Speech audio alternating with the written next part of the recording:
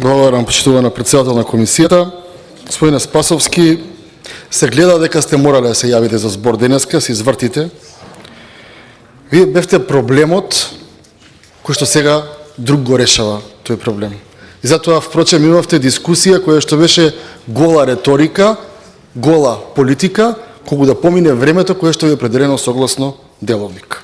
Аргументи не слушнавме, единствено зборувавте за манипулации и криминали, а знаете дека само на манипулатор мисли на манипулации на други и само апаш мисли на криминали на други.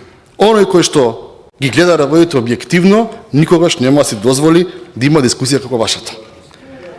Според сите меѓународни институции, и Светска банка, и Меѓународен монетарен фонд, и Народна банка, и финансии, треба да имаме раст измеѓу 3 и 3,7%, во зависност од институцијата која што дава прогнозата.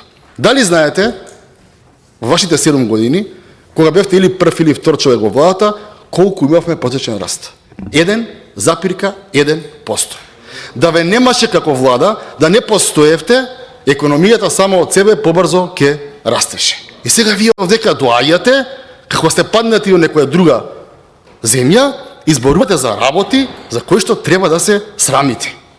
1,1% раст. Било кое сценарио од овие институции, најпесимистичкото ако се оствари, сме 3 пати подобри од вас. Ако се оствари најоптимистичкото, сме 3,7 пати подобри од вас. И тоа е суровата вистина, тоа е суровата реалност и тоа е зашто имате 18 пратеници, од кои 5 доаѓаат, и тоа е причина зашто мора некој да испаде нешто да каже, иако тоа не му е домен. Зборува за НАТО и за Европската унија. Додека вие ги намалувавте ставките за НАТО, за одбрана, за Европска унија, а полна ви беше устата, за да може повеќе да крадете, сега тие ставки се зголемени. И тоа треба да испаднете и да го поздравите. Многу е нечесно, господине Спасовски, да зборувате за извозот за Германија, тоа е објективна околност. И тоа ќе се работи на други пазари да помогне државата, но во ваше време на Германија и одеше добро. Во ваше време, знаете на колко подобро му одеше? На Крмзов и компанија, кој што вие требаше ги расчистите и да имаме по-фер економски услови во државата. Во ваше време, знаете што се случи? Сега ве слушам, зборувате пад на индустријско производство.